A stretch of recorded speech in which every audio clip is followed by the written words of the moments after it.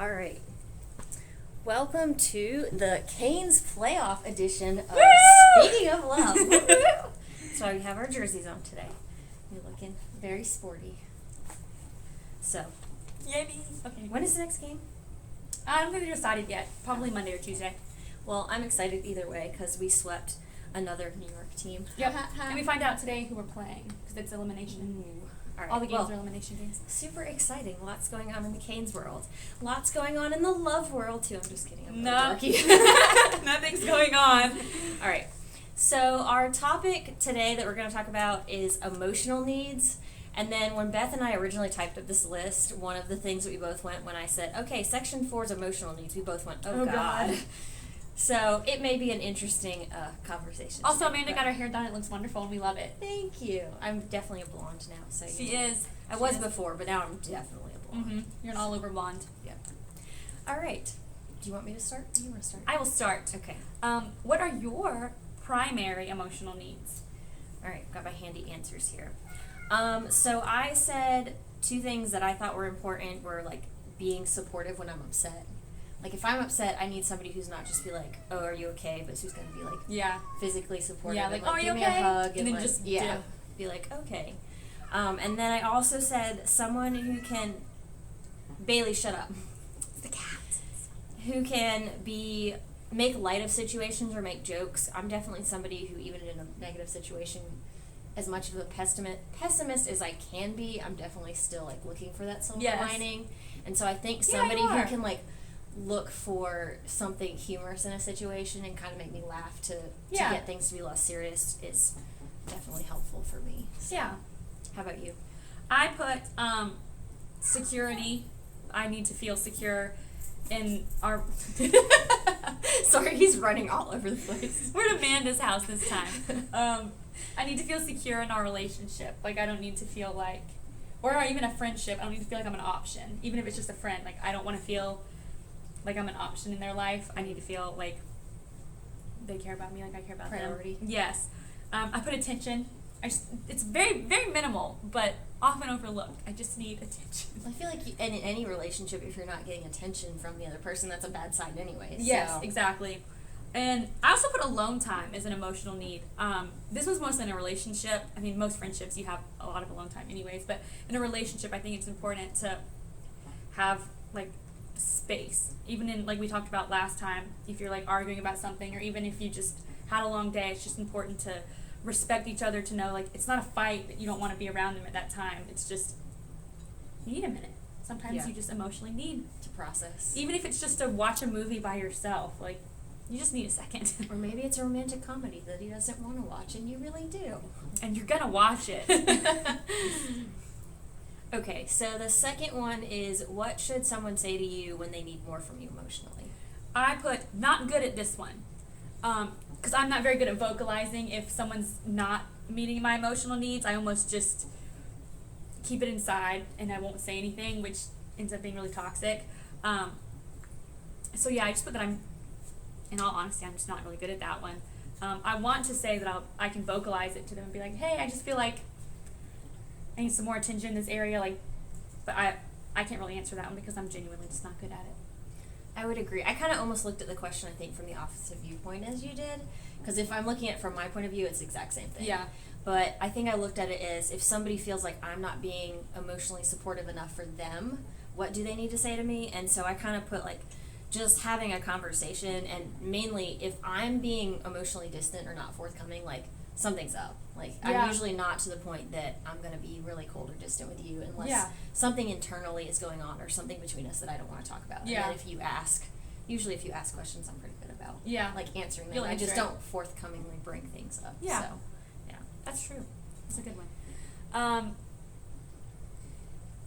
We 25. kind of changed the way we worded it because it's written, do you feel free to express your emotions with me? But I think we changed it to, have you felt free in the past to express your emotions with somebody that you're in a relationship with? I put no because that's part of my lack of communication abilities in the past. So I don't think I have completely. I think to some extent, yes, but that's definitely something that I'm hopeful for the next one that I can be a lot Yeah. better at because, what do you have to lose at this point? I put, read it again. Do you feel free to express? Have you felt free to express your I put emotions? yes and no.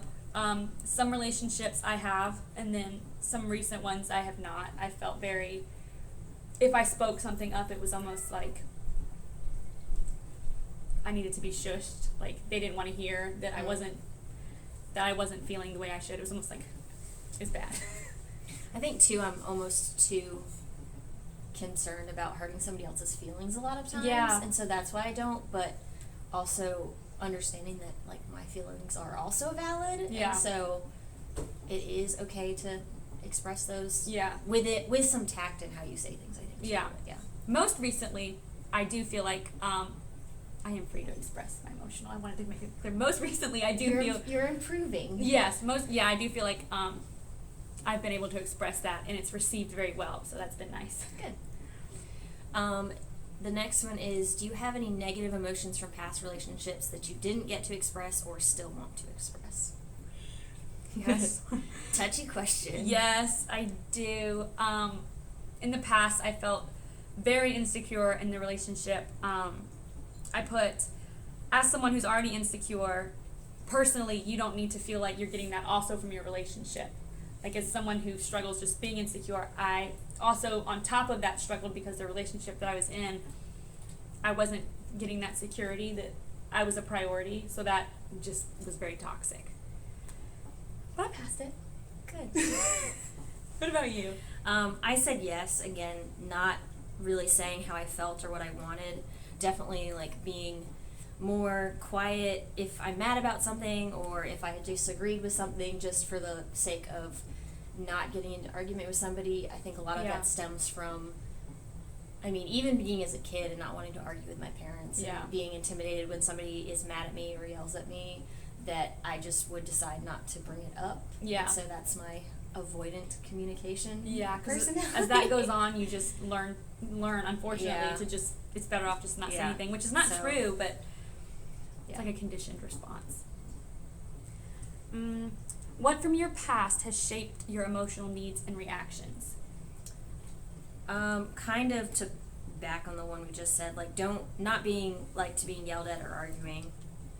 Yeah. So that's why I'm afraid to kind of speak up. And I think in some ways learning by bringing things up in past relationships, especially when they were hard and somebody was more patient with me, being like, oh yeah, this is not so hard or not Yeah. so bad, or it didn't have such a negative reaction from that person when I did, has kind of been helpful in moving along towards being like, okay, well, just talk about it. Yeah, I think that was kind of how mine was. What from your past, and it was being in like a healthy relationship and then going to a toxic one and then to a healthy one again. It's, even though I was in a healthy one for a long time, the toxic one, it was kind of like I forgot everything from the healthy one. It was like, oh, I just immediately was like, this is how it's supposed to be. And now that I'm in a healthy one, it's you look back on it and you're like, you want to punch yourself in the face because you're like, why did I allow myself to Yeah. be treated that way? Yeah. It's hard when you're in it, though. It is. It definitely is hard. I mean, I definitely, with that initial one that I was in college, was very, very negative in Yes. that way. And you're like, from an outsider's perspective or in hindsight, you're like, why the hell was I like staying there and putting up with that and Mhm. like dealing with that and not giving myself more respect? But Yeah. I guess that comes with Because it's time learning. I and mean, learning. you learn from it, Yeah. and you will definitely, hopefully, don't allow yourself to ever be treated like that again. I will not allow you to ever be treated like that again. Thanks, friend. Same. Yeah. No. Yes, but you definitely learn from it. Is it my turn? Your turn. You can go. Okay. What would you consider yourself a highly sensitive person, and if so, how can somebody support you? I said probably. I think about certain things yes and other things no. Mm-hmm. Like, I think if there's something that I'm more sensitive about that I don't broadcast, Mhm. like maybe a certain thing about my body or the way that I look, and then somebody brings it up or makes a joke, like, then I'm going to be very sensitive. Oh, yeah. But if it's something that is very common that's about myself that maybe is negative or kind of goofy, and they say something, I'm like, yeah, I already know that about myself, whatever. Like, I don't care. So I think Yeah. it depends on what it is that is being brought up. Yeah. I put yes, absolutely. And how can somebody support me? I put just words of affirmation. I need to know that the person loves me. And I put never raise your voice, because I am very sensitive. Even if it's just like an argument that, I mean, not that I would feel in danger or anything. I'm just conditioned. If someone raises their voice, I don't like that. So even if I'm just talking to someone that I feel very safe and secure around, like even if you raise your voice at me, well, sometimes somebody raise their, like if you would raise my voice at me, Beth, give me your answers. I would be like, okay, she's serious. Like, but in a relationship, I think it's probably just a conditioned thing. If somebody raises their voice, I'm automatically like, I'm not going to listen to you anymore. It's not going to work. If you were to raise your voice like in a friendship way, I'd be like, okay, Amanda means business right now. I need to, like, something is very wrong. I wouldn't feel like, it wouldn't like freak me out to where I'd be like overly sensitive to. I'd be like, okay, something is happening. And not that in a relationship, like if it's a healthy relationship, I don't feel scared or anything, but I'm still conditioned to be like, okay, I'm not listening to you anymore, you yelled at me. I'm pretty sure my students probably feel the same way. When I like yell or get mad, they're like, oh, shoot, like she's not kidding. Because you very rarely do it, yeah. Yeah. That's definitely the difference, is if someone rarely raises their voice, when they do, it's like, okay, they mean business. Yeah. All right. And the last one is, how do you deal with your emotions when you feel overwhelmed? I put that I read a book or watch a movie. I kind of like to, this is more of like a simple answer, but if I'm feeling really overwhelmed from something, I like to almost, I don't know if this is the most healthy coping mechanism, but I go into like an alternate reality. Mostly a book. I really enjoy a book. Because I can just escape from whatever it is that's overwhelming me. And then most of the time, when I've read a decent amount, I can calm down and I'm like, okay, this is what I'm dealing with, and I can handle it better once I've just given my mind a break. I put lay in bed sometimes and take a nap, but I have to be careful with that, because if I get overwhelmed and turn to like sleeping, that's a slippery slope into like depression. So I try not to lay around or sleep or nap too much, because for me that's just a slippery slope. So I try to occupy my mind. That's a good way to cope. I said for me, I answered not well. I have definitely like major anxiety with things, and I think for me when it said like when you feel overwhelmed, like my initial thought is with the number of things that I have to do. Like There's a I lot. get overwhelmed with stuff with work and my to-do list and everything else, and that's when it just gets to the point where I can't like even focus on one thing to even get anything done.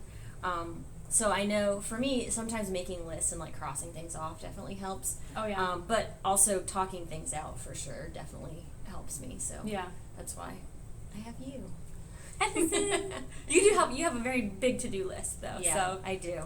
But we'll tackle You're doing it. great. We'll tackle it one thing at a time Yeah. here coming up. So, all right. Do you want to do the Yes. random question? Yeah, the random You question. get so excited about these. I don't know. I literally like them. They're fun. There's a couple cards. Okay, those are direction cards. I don't want you to like randomly pick out. I would the just make up a directions. question. I'd never tell you it was. If it's bad, we can again put Okay. it back because there are a few in here that are not great. I don't like this one. I don't like that one. We talked about that one. Oh yeah, I don't like that one either. All right, rewind. Just kidding. Pick again.